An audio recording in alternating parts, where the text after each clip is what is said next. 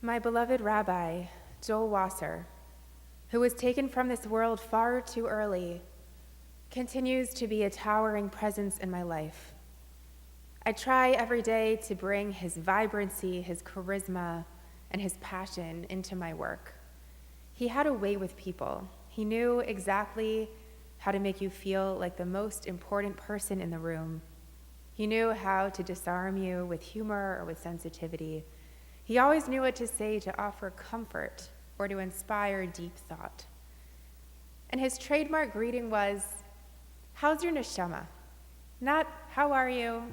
which is a fast way to get through a cordial check-in, but how is your neshama? How is your soul today? With just 3 words, he could cut straight to your core, looking you right in the eye and asking, truly asking, how fulfilled do you feel at this moment? What is bringing you joy today? How broken are you? How are you hiding your brokenness? How are you dealing with this loss? How have you built walls around yourself so that you'll survive? And with these 3 words, even though I always knew they were coming, I could never respond without my voice shaking with emotion. Because when are we ever ready for someone to see us, to allow ourselves to be truly seen? His voice, his query, "How's your neshama?" has been echoing around in my head during this season of repentance. And it's no coincidence. The Torah tells us that on Yom Kippur we are commanded, "Ve'initem et nafshotechem," that we must afflict our souls on this day.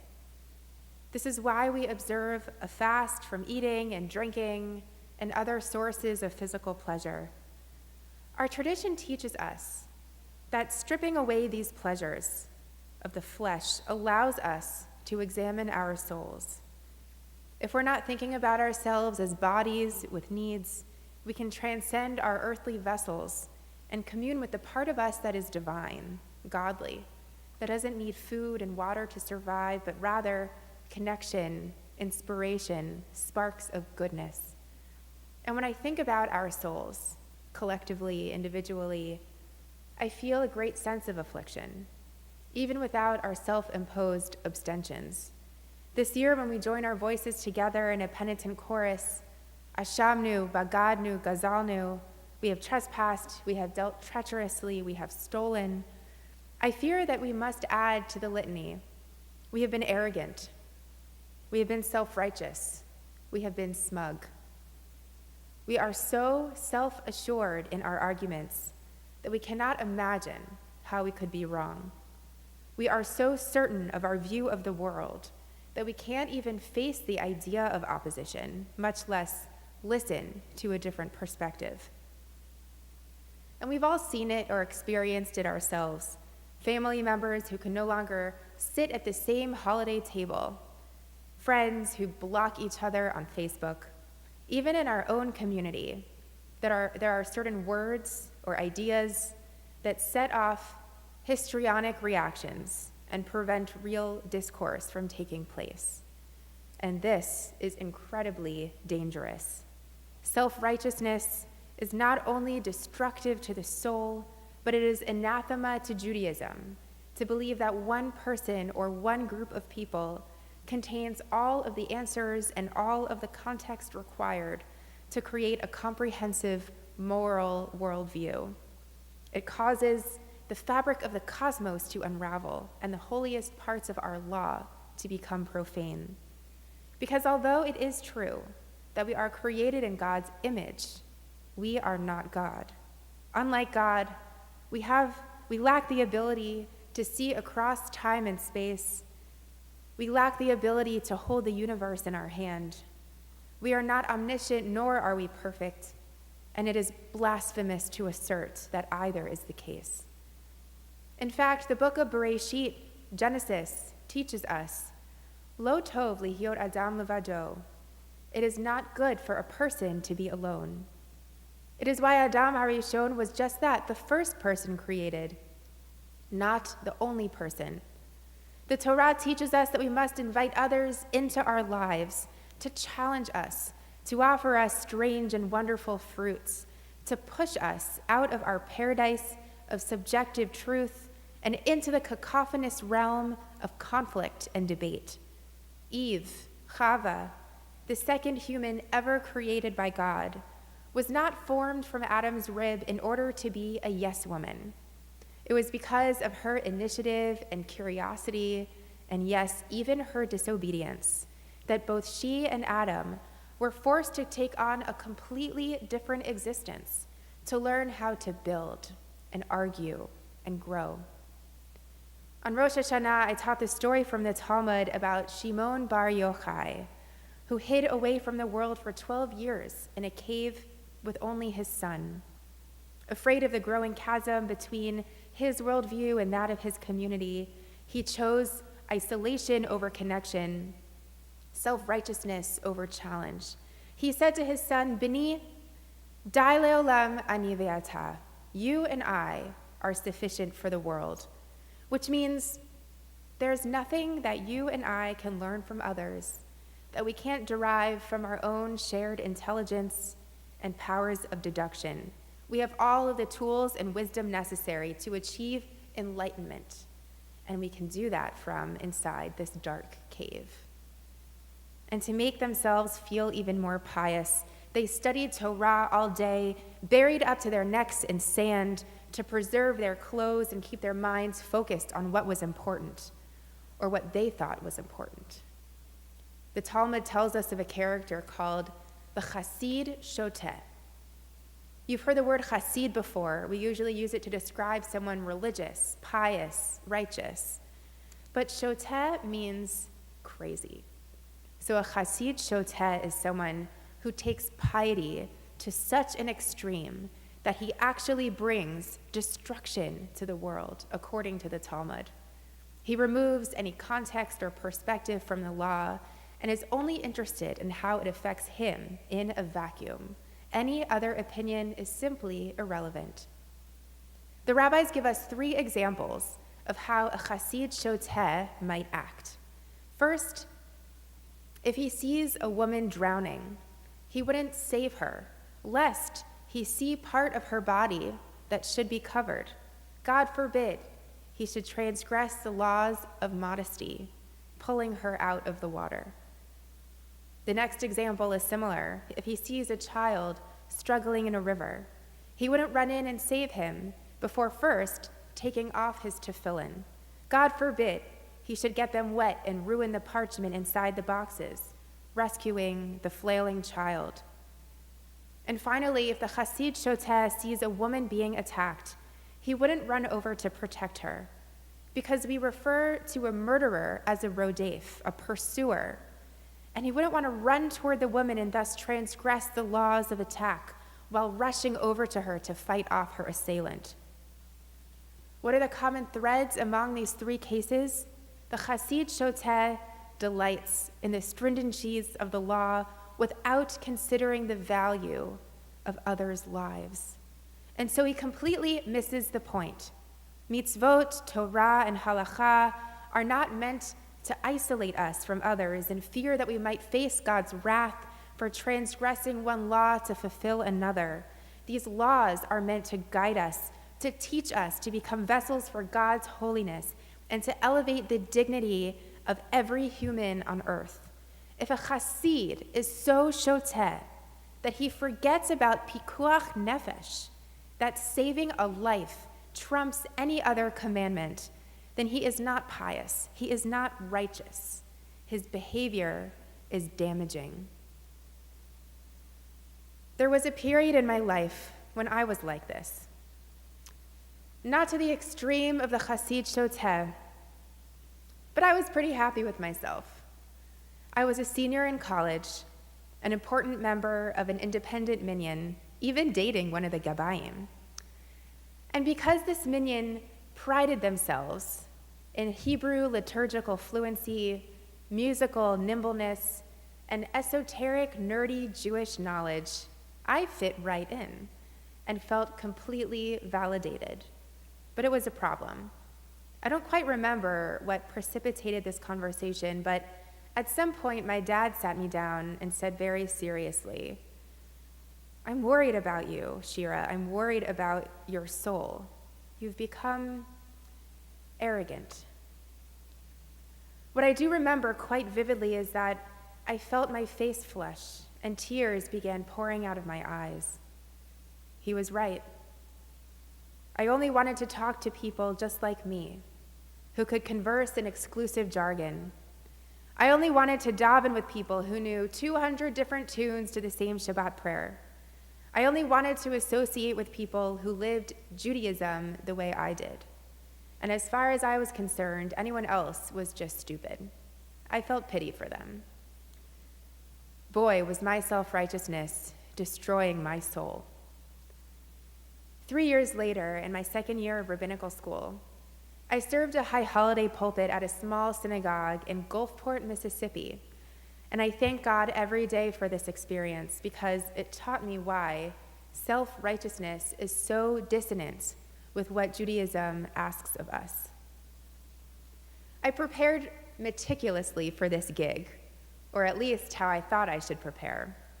As you know, we offer the same prayers many times over the course of the high holiday season, and so to prevent them from getting bored, I planned a robust musical curriculum. For each time that we would come to another Amidah or Kaddish or repetition of the same poem, I had a different melody picked out and ready to go. On Erev Rosh Hashanah, I stood before them for the first time and sang the opening notes, the beautiful and majestic tune that always transports me right into God's throne room. I chanted the Baruch Hu, and then waited for them to respond with a congregational line, but nothing. Absolute silence. I felt like my life flashed before my eyes, and in just a moment, I had to readjust all of my expectations, all of my assumptions about what made a community authentic, holy, and valuable. And I realized that this community was far holier than I was. They weren't concerned with demonstrating deep knowledge and tradition. They weren't preoccupied by asserting their dominance of philanthropy and legacy. That year, and the next year when I returned to learn from them once again, they taught me more about how to be a Kehillah Kedoshah, a holy community, than I ever learned from my minyan in New York.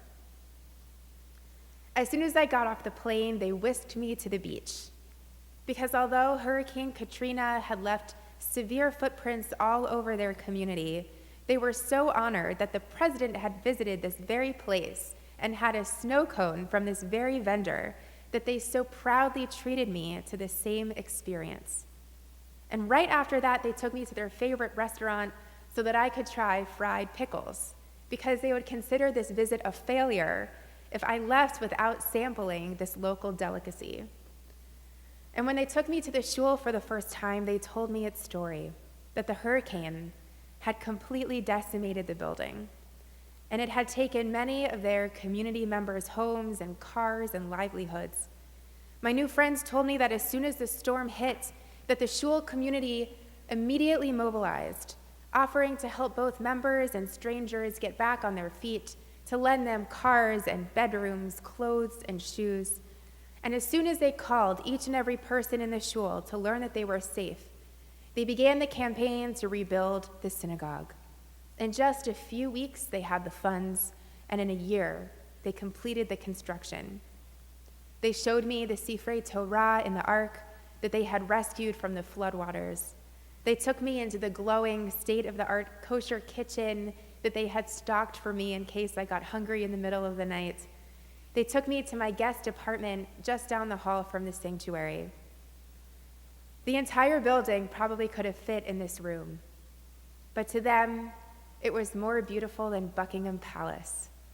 And it was, truly, because it came about as a result of the love, commitment, and passion of a sacred community with clear values and not a shred of self-righteousness. And in that thunderous silence after the Baruch Hu, these images filled my mind. The Baruch Hu is a communal call to prayer. As you know, the leader starts and the congregation is supposed to respond to indicate their readiness to engage in divine dialogue. But I realized that this community had already responded. Their reaction to Katrina's devastation rendered the liturgical response obsolete. Their dedication spoke volumes more than that one line of prayer. In fact, the community was their prayer. In that moment, I decided to really become their shlichat tzibor, their leader and community representative on the bima, instead of someone who was arrogantly proud of her musical and liturgical prowess, someone who thought she understood how high holiday services should be. And over those 2.5 days of Rosh Hashanah and the next week on Yom Kippur, I sang my heart out for them, reaching out with my voice and my soul as best as I could, teaching them as we went. And during that last Kadisha Leim of Ne'ilah, the very last service of Yom Kippur, when they tentatively sang along with me, my heart leapt into my throat. I had finally become worthy of this community. They had finally taught me what it meant to be a leader and a rabbi. And when I caught up with one of my old friends from my independent minyan in New York, we somehow ended up talking about high holiday pulpits in rabbinical school. How nostalgic. I shared my experience in Gulfport and that climactic moment after the Baruch Hu that had taught me so much. But before I could tell him the rest of the story, he interjected, "You said the Baruch Hu and they didn't respond. The same thing happened to me." And in that moment, I thought to myself, what am I doing here? Why am I wasting my time on these people? I shudder when I think about his comment. To me, he was the embodiment of the Chassid Shoteh, someone who was so obsessed and so pleased with his own version of the truth that he forgot what our tradition really asks of us. And he reminded me of my old self, the Shira who thought that Jewish communities achieve value through the depth of their knowledge and the length of their davening, the Shira who said, "Dai le'olam ani ve'ata," we are sufficient for the world. We don't need others when we have everything we need among ourselves. And what could we possibly learn from them? Well, as it turns out, everything. We have everything to learn from those who come from different backgrounds, who have different stories, who prioritize different values. And we must overcome our tendency to self-righteousness and moral superiority in order to fulfill our obligations to God, to others, and to ourselves. It has surely been one of the most challenging and one of the most rewarding parts of my rabbinate when I hear someone express a perspective opposite to mine, and I force myself to construct and understand their argument. Because as a community leader, I must be able to do this if I am to be worthy of the position. Instead of saying, "Dai le'olam ani ve'ata," that we're enough for the world, we don't have to seek any outside voices, we must say, "Ani ve'ata nishana et ha'olam." You and I can work together to change the world. From this beautiful song from the famous Israeli musician and songwriter Arik Einstein. Instead of turning inward and stroking our own egos, delighting in our own validation, we must turn outward to experience mutual encounters of the soul. And then, from our shared knowledge and perspective, only then will we be able to repair the world together.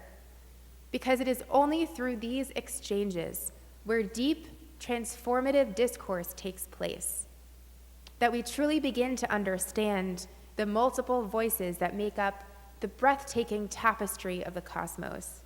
It is only through humility and empathy that we can make ourselves into instruments of truth and peace and insight. And it is only through this difficult but necessary process that we can rescue our souls from their affliction. So, how's your neshama? I pray that we may open our souls as wide as the gates of heaven are open presently in this holy hour of Kol Nidre. And before the gates close tomorrow evening, I pray that we may learn how to keep ours open in this new year, so that we never become complacent, we never become arrogant, but rather kindle an insatiable thirst for challenge, empathy, and curiosity. Shana Tova.